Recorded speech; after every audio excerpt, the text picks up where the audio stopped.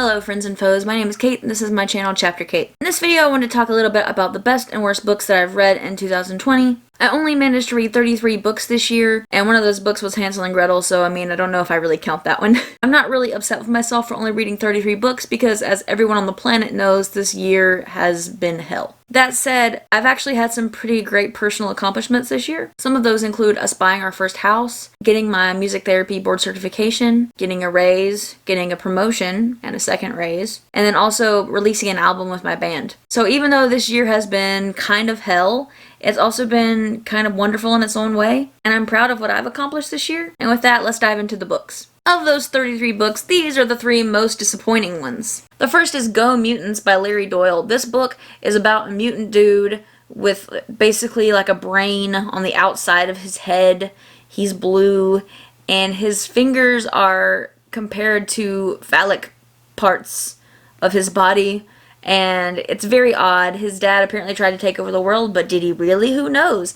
And it's just a lot of creepy sexualization of teenagers in this book. Like, it gets really weird. Like, there's a part where there's like this really awkward kind of moment between a dad and his daughter. So it's just some really awkward, gross things in here that I just couldn't get past. I love weird books. I don't like weird sexual stuff happening in books. I couldn't do it. I couldn't deal with it. If they weren't teenagers, it would have been probably a different story, but they were teenagers, and so it was weird. One thing the book did have going for it is that it had these cool little cutscenes almost, because the main character wants to be a like film director or something, so it has these little cutscenes where it kind of looks like he's film directing and whatnot, so that's fun, but other than that, no thank you. The next disappointing book is Donna Tartt's The Secret History. This book is about a guy who goes to college and he wants to get in the like exclusive Greek program where they study ancient Greek, and apparently everyone in that program is super pretentious and they're all terrible people. They do something bad together, and then one of them starts getting a little bit like nervous, and they're all like mad at him because he can't keep their secrets. There's a lot of secrets. That's why secret is in the title, A Secret History. However, the characters were just so bland and pretentious that I could not stand them. Like, I hated every single one of them in different ways, in equally different, terrible, beautiful ways. I hated them all. I've talked about this book in several videos, and I've pretty much said the same thing each time. This book reminds me of when you're sitting doing something in front of the television and you just kind of let the television play, whatever, and it's just kind of background noise, but at some point you kind of get curious about what's going to happen next, but you also really don't care that much. That's kind of how I felt about this book. I went into it kind of excited because the book is shaped cool, and I know that's a really weird reason to be excited, but I was, because it was shaped like taller than it is wide, and I thought that was weird, and I was like, ooh, cool, we're going to try Dark Academia. Please tell me that Dark Academia is better than this. Someone please tell me that. Please tell me that. And then the last one isn't the worst of the 3. It's probably the least bad of the 3, but it is the most disappointing because I expected it to be a 5-star read for me, and it was not. And that is A Southern Book Club's Guide to Slaying Vampires by Grady Hendrix. Grady Hendrix wrote Horror Store, and I really liked Horror Store. However, I did not enjoy this book. And it's kind of for similar reasons to why I didn't enjoy Go Mutants, which is weird because they're like nothing alike. But there's this vampire creature in here who is just the worst character. I hate him so much. Like, everything about him makes me feel gross and sick. And there's, again, a part where there's sort of sexualization of a teenager, which I can't deal with. I really can't deal with. And it just grossed me out.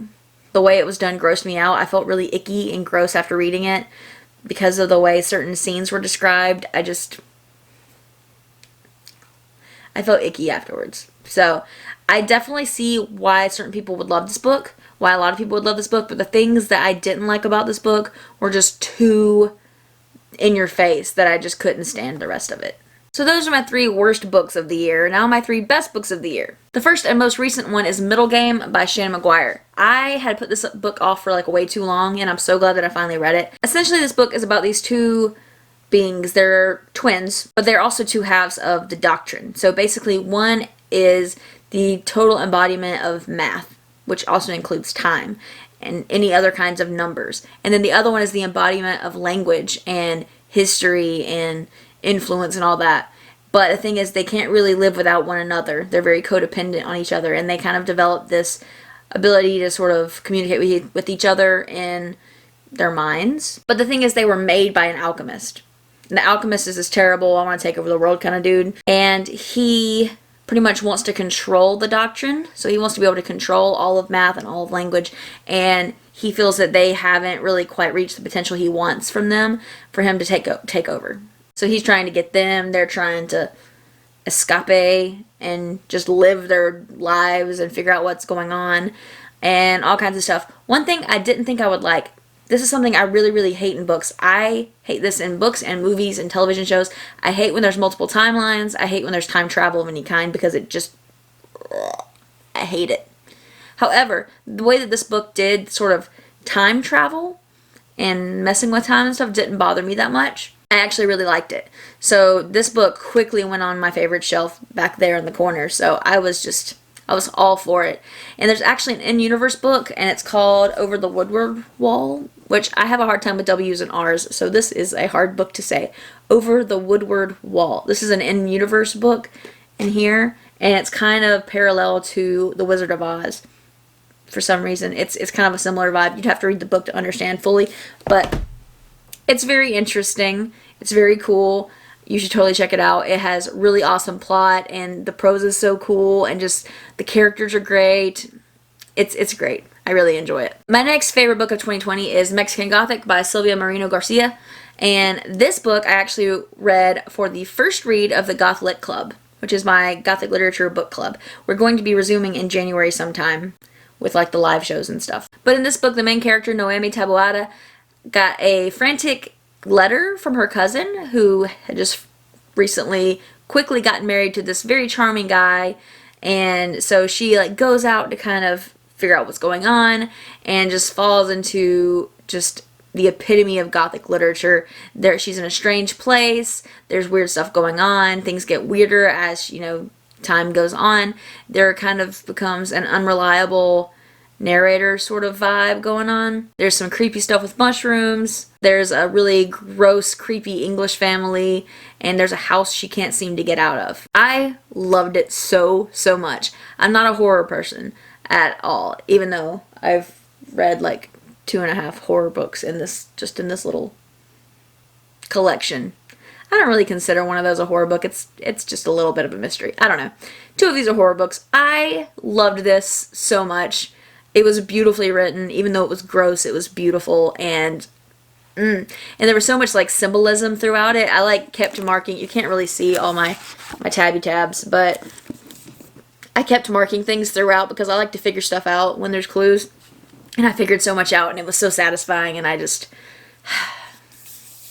it was beautiful, and I loved it. And then the last favorite book of 2020 is The Deep by River Solomon. The Deep is a song by Clipping, which is my favorite music group. Clipping consists of Daveed Diggs, William Hudson, and Jonathan Snipes. It's an experimental hip-hop group with a speed rapper, basically, so everything is very fast and very awesome. The song The Deep, when I first heard it, I immediately thought it should be a book, and so when I saw that this came out, I was like, what? Did I make this happen with my brain somehow?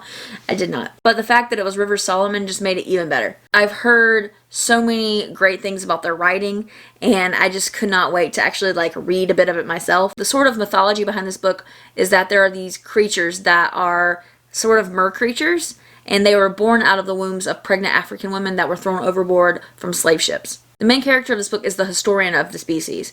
So the species as a whole has just kind of forgotten the traumatic past just for the sake of, you know, living without that weight on their shoulders. But as the historian, the main character has to carry all that trauma and all that history on her own shoulders. And at some point she just realizes that she can't do it anymore. She can't carry all that on her own. And so there's a lot of self-discovery that has to go on with this. There's a lot of recognizing the importance of history. There's a lot of examination of generational trauma and what that means and how that is experienced. As someone with PTSD, I found a lot of the influence of trauma in this book to be very well done. And that's from someone who hasn't experienced racial injustice and the trauma that comes with that. I've heard so many people say that this has been meaningful to them, and it just is amazing that this started off as a poem, which became a song, which became a book, and it's just an incredible piece of literature. So you should definitely read The Deep, and you should definitely listen to Clipping because they are awesome. So that is all for my best and worst books that I read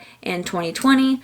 I read 33 books total. I definitely could read one more book tonight if I really wanted to, but I'm just not going to put that pressure on myself because I feel like this year has put enough pressure on all of us that we don't need to add to it. And just because 2021 is a new year does not mean that we have to start putting more pressure on ourselves as soon as the clock strikes midnight. We just have to do what we can to take care of ourselves the best we can. So drink some water. Make good choices. Like this video if you enjoyed it, subscribe to my channel if you haven't already, and don't forget to let out that breath you didn't know you were holding. Bye!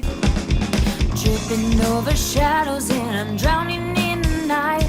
I feel the soldiers coming and I'm putting up a fight.